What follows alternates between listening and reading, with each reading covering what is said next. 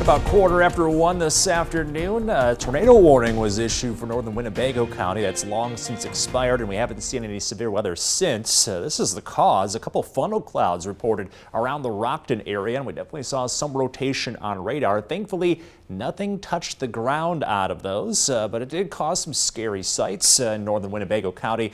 Up to 50-mile-an-hour wind gusts reported, which kicked up plenty of dust, not just in northern Winnebago County, but also into northern Boone County at times. So they have plenty of activity from the strong storms earlier this afternoon. Also led to some kind of scary-looking clouds. Have plenty of these on our 13 Weather Authority photo community. You can see some of those kind of strange-looking low-hanging clouds as well underneath the storm. These are definitely not the funnels, but this can add to that scary sight as those storm clouds roll on through. And we're keeping an eye on this round of activity crossing the Mississippi River, moving into Carroll and Whiteside counties. Some more downpours, plenty of lightning, possibly some gusty winds, but thus far, nothing severe with this, but throughout the remainder of the evening, we have to keep an eye on these storms as we do have the cold front still working its way on through the state lines. We'll continue to have that spotty activity throughout the remainder of the evening, though, as you can see, once this line moves on through, there's nothing else coming behind it, so we should have a quiet end to tonight after that next round of storms.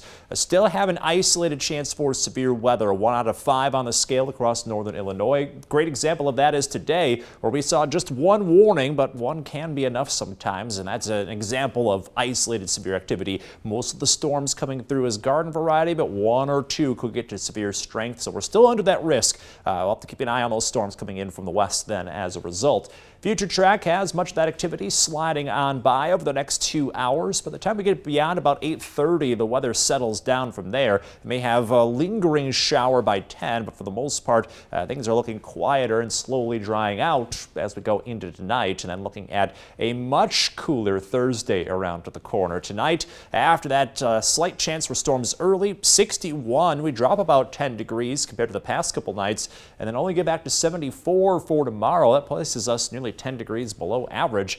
Mainly cloudy and dry for tomorrow, but then after that, we have a chance for more rain showers later this week.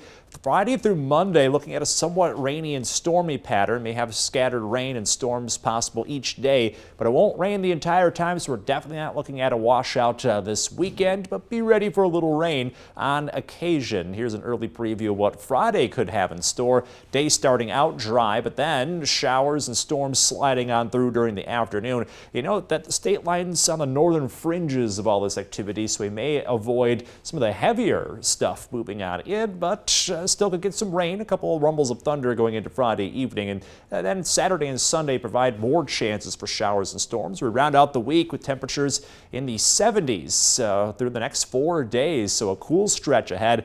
After that, we slowly get back into the 80s, possibly above average by the middle of next week with plenty of sunshine.